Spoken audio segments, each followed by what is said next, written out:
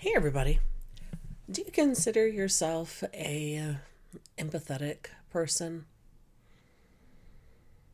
How is your self-talk? Are you being empathetic to yourself? How are you speaking to yourself? Are you putting yourself down? Are you telling yourself that you're not good enough? Are you beating yourself up over a mistake that you made, regardless of how big or small it was? Are you berating yourself over the things that you coulda, woulda, shoulda said but didn't? How are you talking to yourself? One of the things that I find really interesting is that the difference between shame and guilt is shame is it's all about me, where guilt is I did something wrong. So let me clarify that. With the guilt, I did something wrong. With shame, I'm wrong. That's the difference. And so it's all about the self talk. It's about how we put ourselves down despite what it was that we did, even if it was our best actions or our best foot forward. We'll harbor in shame. And the thing is, when it comes to shame, it cannot live in an empathetic environment. So, what feeds shame is silence and secrecy and not speaking it out, not speaking it out loud. So, these are the things that will just continue to take shame, and it might take that small little thing that started with shame, whatever it might be, and turn it into something really big and dark and horrible because that's what we do to it. Because we don't trust that we can talk about it. Because shame needs the shadow, secrecy, silence, stifling our words. We can't speak. That's the place where shame lives. And we don't want to stay there, do we? It doesn't feel good. Beating up ourselves all day long over all of the things that we're shameful about isn't going to do us any good.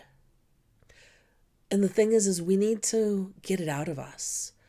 We need someone that we can speak to, an empathetic partner, someone who can really listen to us, truly hear us without trying to one up on whatever it is. You know, the people that you tell them the thing that you did and they're like, oh, well, you should have seen the thing that I did. No, no, no, no, no. True empathy, being able to say, hey, yeah, the people in our lives, to have someone who can say, I hear you. Yeah, I can understand why you would feel that way. Now, what are we going to do about it? Those are our people. And if you have one of those people in your life, you should feel incredibly grateful. Most people don't have someone like that they can trust. They can just really be seen and heard without judgment or ridicule. The people that we can go to that can see us for what we are without saying, wow, that was really horrible. You know, those aren't the people that you need close by, right? The ones that are like, yeah, you shouldn't have done that. You're really bad for doing that. That's a really horrible thing that you did. Um, we don't need to feel more shame.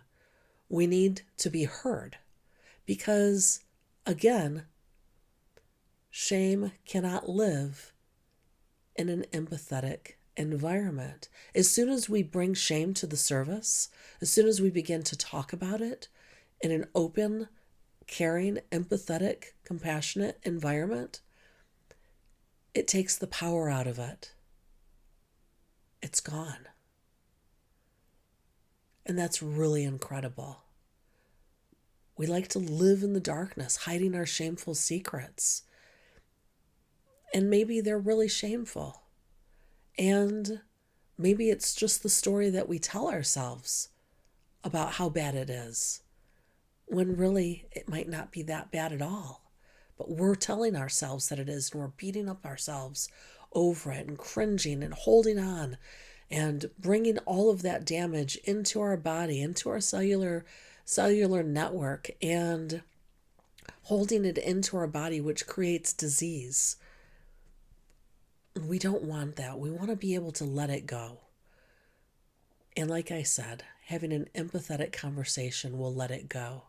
And once it's brought up to the surface and we can let it out, then we can work on the somatic experience. Then we can work on the embodiment and the breath work of being able to really shed the residual effects, the radicals, the free radicals that are left behind of that thing that may have been within us for so many years.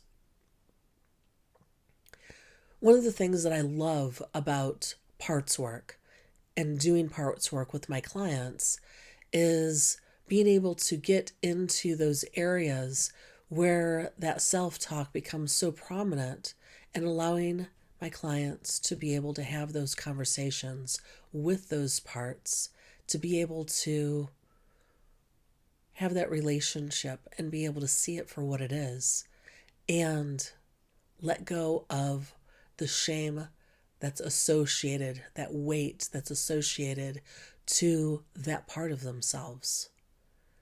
It's pretty potent, powerful work. I'm happy to set up an appointment with you and see if you're a good fit for my client base, if that's something that you'd like to talk about. More than anything, though, being able to find or save people who can be empathetic listeners, to be able to tell them the thing. So important.